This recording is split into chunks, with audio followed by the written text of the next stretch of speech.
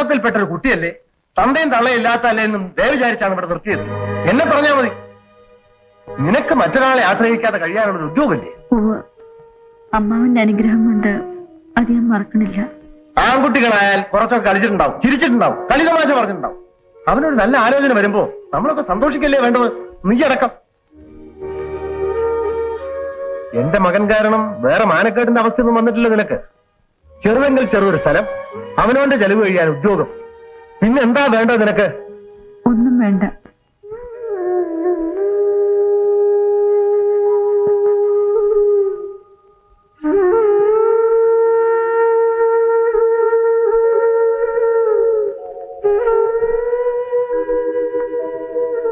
പറഞ്ഞു.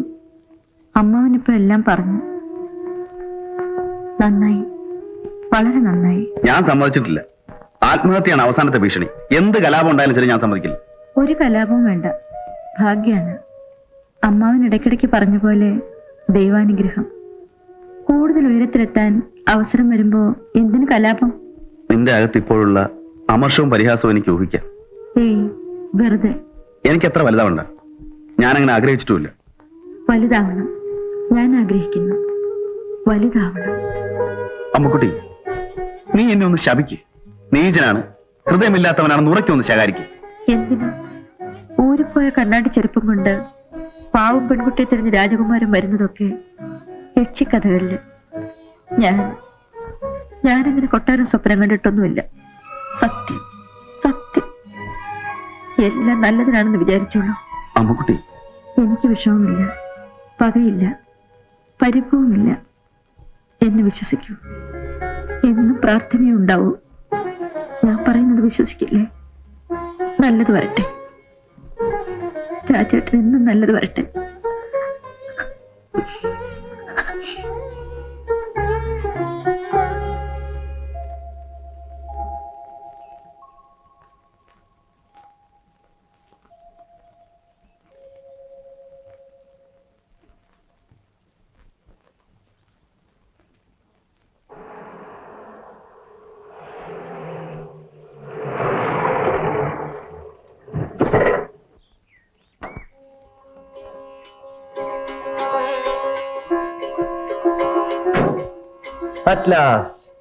കമ്പനിയിലും ക്വാർട്ടേഴ്സിലും പോയി. പയ്യൻ പറഞ്ഞു നാട്ടിൽ പോയെന്ന്. ഇതാണ് രാജൻ. രാജ, ഇതാണ് സിന്ധു. പേടിക്കണ്ട, അവിഹിതമായി യാതൊന്നുമില്ല. സിന്ധു ഇപ്പോൾ ഇന്നലെ കാലത്ത് രജിസ്റ്റർ ഭഗവാന്റെ മുമ്പിലെ 10 മണിക്കുള്ള ശുഭമുഹൂർത്തം തൊട്ട് മിസസ് സിന്ധു അനിൽകുമാർ. പേര് ശൈലനല്ലേ? വലിയൊരു വീരസാഹസം കാണിഞ്ഞ കൈകാടാദ്യം. ഞങ്ങളുടെ പ്രോബ്ലംസ് തനിക്കറിയാമല്ലോ. ഞങ്ങൾ സ്ഥലം വിടുന്നു. പാലക്കാട് നിന്ന് ബോംബെക്ക് ട്രെയിൻ. അവിടെ എനിക്ക് ഫ്രണ്ട്സ് ഉണ്ട്, തന്നെ പോലെ ചില ക്ലോസ് ഫ്രണ്ട്സ്. അവിടെ എന്തെങ്കിലും ജോലിക്ക് ട്രൈ ചെയ്യണം. അച്ഛനും വീട്ടുകാരും ഒക്കെ ഇമ്പാല ശങ്കരപ്പിള്ളയുടെ ഗുണ്ടകൾ മാരകായുധങ്ങളുമായി ചുമ്മാ അതിന് ഉശിരുള്ളവരാരുമില്ല. ഇപ്പൊ വേട്ടയ്ക്ക് ഇറങ്ങിയിട്ടുണ്ടാവും. അതാണ് എറണാകുളത്തിന് പകരം പാലക്കാട് നിന്ന് ട്രെയിൻ കയറുന്നത്. With your permission madam.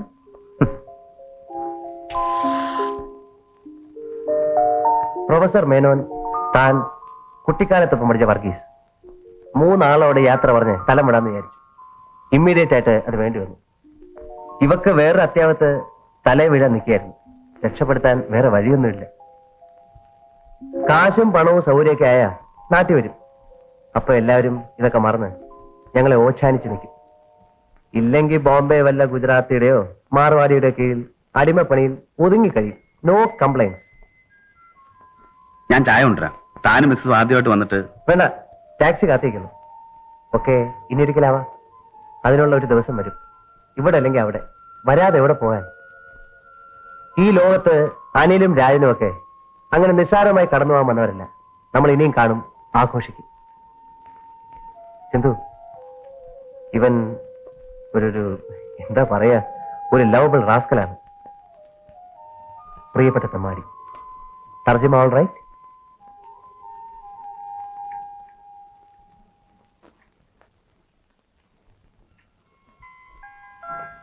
ഇതെന്റെ ഫ്രണ്ട്, കോളേജ് റൂംമേറ്റ് ആയിരുന്നു, അനിൽകുമാർ. അത് മിസ്സസ് അനിൽകുമാർ. ഇന്നലെ കല്യാണം കഴിഞ്ഞതേ ഉള്ളൂ. ഇത് അമ്മക്കുട്ടി. സിന്ധു, ഇതാണ് ഞാൻ പറഞ്ഞ ഇവന്റെ വാർത്താ തരങ്ങിണി. അർത്ഥം ശരിയല്ലെങ്കിൽ ക്ഷമിക്കുക, പക്ഷെ വാക്കിനൊരു ഗമയുണ്ട്. വരൂ. ഇല്ല, പോട്ടെ. തിരക്കെന്താണെന്ന് ഇവ പിന്നെ പറഞ്ഞുതരും. കാണാതെ തന്നെ ധാരാളം അറിയാം. സദ്യ ചോദിച്ചു വാങ്ങാനുള്ള അധികാരവും തോന്നുന്നുണ്ട്. പക്ഷെ ഇപ്പൊ വയ്യ. സിന്ധു, ഇവരുടെ കല്യാണത്തിന് നമ്മൾ ഉണ്ടാവില്ല. അത് സങ്കടമായിപ്പോയി. അഡ്വാൻസ് ആയി ഞങ്ങളുടെ ആശംസകൾ. നോക്കൂ, ഭംഗി വാക്കുകളൊന്നും പറയാൻ എനിക്കറിയില്ല. ഈ റാസ്കലിന്റെ പരമഭാഗ്യം എന്നേ ഞാൻ പറയൂ. All the best for you. വരട്ടെ. ശരി, ഇറങ്ങാം. നമ്മൾ 4 പേരും കൂടെ ഒന്ന് ആഘോഷിക്കണം. അതിനൊരു ദിവസം വരും. Let us wait. ഇവനെ ശരിക്കും ഭരിച്ചോണം. All the best.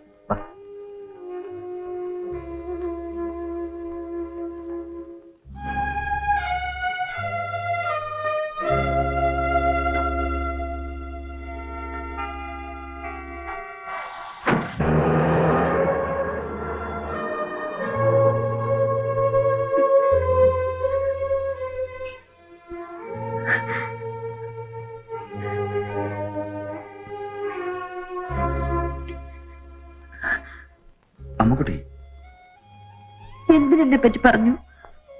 പണിക്കാരത്തെയാണെന്ന് വെച്ചാൽ മിണ്ടായിരുന്ന മതിയായിരുന്നില്ലേ? എന്തിനെന്നെ പറ്റി പറഞ്ഞു? അമ്മുക്കുട്ടി, എന്നെ വിളിച്ചോ?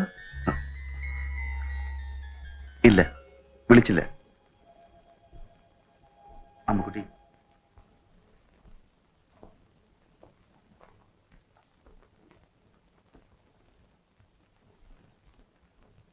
വീട്ടിലാരാ സഹായത്തിന്?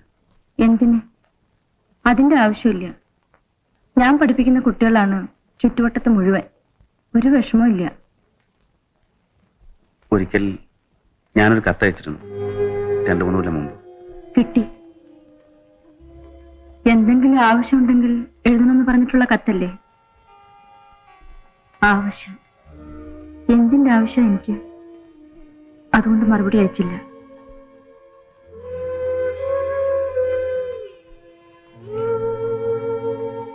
നളിനി പ്രസവിച്ച ആൺകുട്ടിയാണെന്ന് കുറെ കഴിഞ്ഞിട്ടാ ഞാൻ അറിഞ്ഞത്. അപ്പൊ ഒരു കത്ത് എഴുതിയാലോ എന്ന് ആലോചിച്ചു. എന്നിട്ട് എന്താ എഴുതാഞ്ഞത്? മോന്റെ ഒരു ഫോട്ടോ അയക്കാൻ എഴുതിയാലോ എന്ന് വിചാരിച്ചു. ഇപ്പോഴാ കാണാൻ യോഗം ഉണ്ടായത്. ഓ, ഭയങ്കര ദുർവാശി, വികൃതി, അനുസരണ എന്നൊന്നില്ല. അവനെ നോക്കാൻ സമയമില്ല രണ്ടാക്കും. അതുകൊണ്ടാവും. എന്തോ എന്നോട് പെട്ടെന്ന് ലോഹിയായി. മിടുക്കനാ, അതിബുദ്ധിയാണ്, രാജേട്ടനെ പോലെ. അവനാണിപ്പോ വലിയ പ്രശ്നം. നാളിന് വിദേശത്തേക്ക് പോകും കൂടെ ചെയ്താൽ. നോക്കണം. എന്ത് തിരക്കായാലും അവനെന്റെ കുട്ടികളെ നോക്കാൻ സമയമില്ലാണ്ടിരിക്കൂ. അവനെ നിങ്ങൾ കഷ്ടപ്പെടുത്തിയെന്ന് കേട്ടാൽ ഞാൻ ശപിക്കും. സത്യം. മുമ്പ് ഞാൻ ശപിച്ചിട്ടില്ല.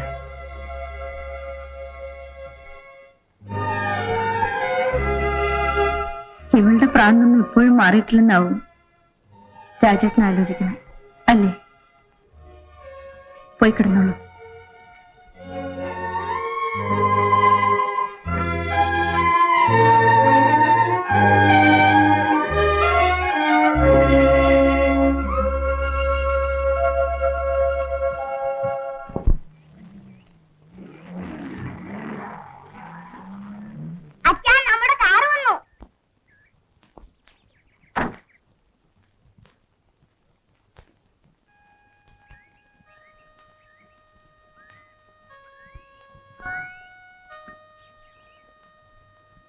എന്നാ മോനെ, എടുത്തു. വാ മോനെ. ഞാൻ വരാം. നളിനി വന്നില്ലേ? ഇല്ല, ഞാനൊന്ന് വീട് വരെ പോയിട്ട് വരാം. ഇവിടെ ഇപ്പോ അച്ഛനൊരു വിധം നോർമലാണല്ലോ. ബാബു, ഇവനെ ഒന്ന് പുറപ്പെടുവിച്ചോളൂ. ഞാനില്ല. ബാബുവിന് പഠിക്കണ്ടേ? എന്നെ ബോർഡിങ്ങിലാക്കാനല്ലേ, ഞാൻ പോവില്ല. ഇനി 2 ദിവസമല്ലേ, പിന്നെ ക്രിസ്മസ് വെക്കേഷനായി. കുറച്ചു ദിവസം ഇവിടെ നിൽക്കട്ടെ. ഇവൻ ശല്യാവും ഞാൻ കൂടെ ഇല്ലെങ്കിൽ. വീട്ടുപണി, അച്ഛന്റെ ശുശ്രൂഷ, അതിന്റെ ഇടയില് ഭയങ്കര ശല്യാവും. ഏയ് സാരമില്ല. ഞാൻ അമ്മച്ചോരിമ്മ പറയുന്നൊക്കെ കേൾക്കും. പോയി വരാം. വരുമ്പോ എന്തെങ്കിലും കൊണ്ടുവരാനുണ്ടോ? അകത്തേക്ക് വല്ലതും? ഒന്നുമില്ല.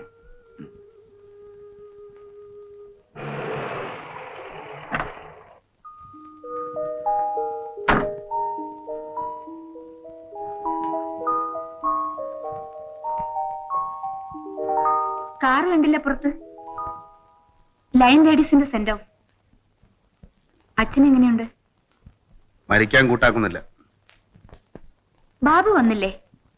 അവനോട് നിൽക്കുകയാണെന്ന് പറഞ്ഞു. Stupid boy. എന്തിനാ അവന്റെ വാശിക്ക് സമ്മതിച്ചത്? ആരാ അവിടെയുള്ളത്? ഇപ്പൊ അമ്മുക്കുട്ടി വന്നിട്ടുണ്ട്, അവള് നോക്കിക്കോളൂ. അമ്മുക്കുട്ടി. ഓ, യുവർ കസിൻ. ഉം. എവിടെയോ ടീച്ചറല്ലേ? ആ, അടുത്ത് തന്നെ, ഒരു എലിമെന്ററി സ്കൂളിൽ. നാളെ ഫസ്റ്റ് തിങ് സെന്റ് ജോസഫിലെ മദറെ കണ്ട് അവന്റെ ബോർഡിങ്ങിലെ കാര്യം ഫിക്സ് ചെയ്യലാണ്. അവിടെ കുറച്ചു ദിവസം തെണ്ടി തിരിഞ്ഞാൽ ഇതിലും വഷളാവും സ്വഭാവം. അവൻ വരുന്നില്ല എന്ന് പറഞ്ഞ PC അങ്ങോട്ട് സമ്മതിച്ചു കൊടുത്തു. എന്തിനാ കുട്ടികളെ പറയണത്? അവിടെ ഒരു ആപത്തും സംഭവിക്കില്ല. അവിടെ ചുറ്റിത്തിരിഞ്ഞാൽ കുട്ടികൾ വഷളാവുമെങ്കിൽ ഞാൻ പണ്ടേ ഒരു 6 വഷളനാ. മദറോട് നാളെ തന്നെ പറയണം. മറ്റന്നാൾ അവനെ വിളിച്ചോണ്ട് വരണം. അച്ഛനോട് ഞാൻ പോകുന്ന കാര്യമൊന്നും പറഞ്ഞിട്ടില്ലല്ലോ. അങ്ങനെയൊന്നും പറഞ്ഞില്ല.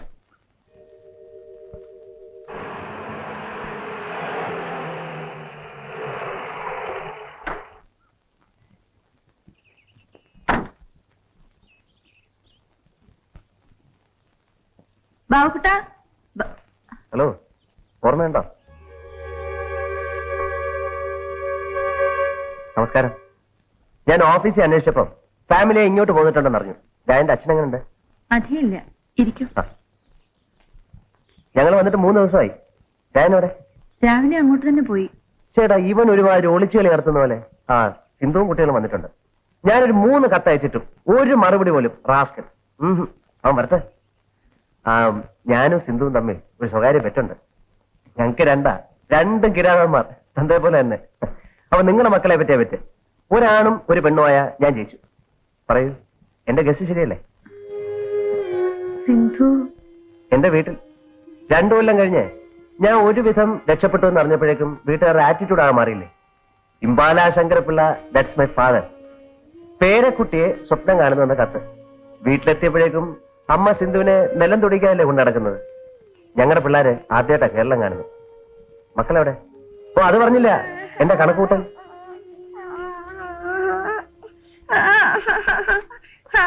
എന്തെന്തേ? കുട്ടിയെ ഉമ്മിട്ടു.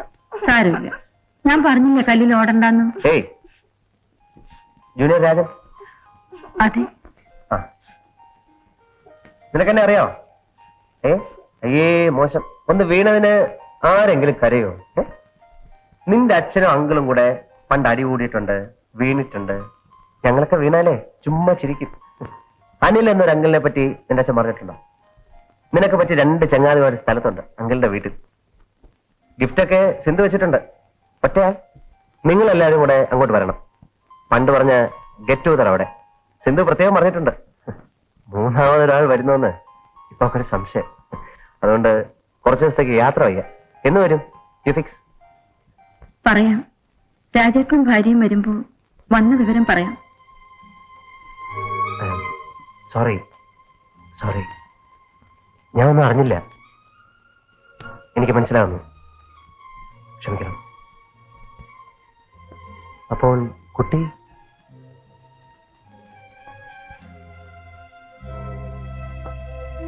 ബാബു വെറുതെ വെക്കേഷൻ കഴിയുന്നവരെ ഇവിടെ. അപ്പോൾ അമ്മക്കുട്ടി?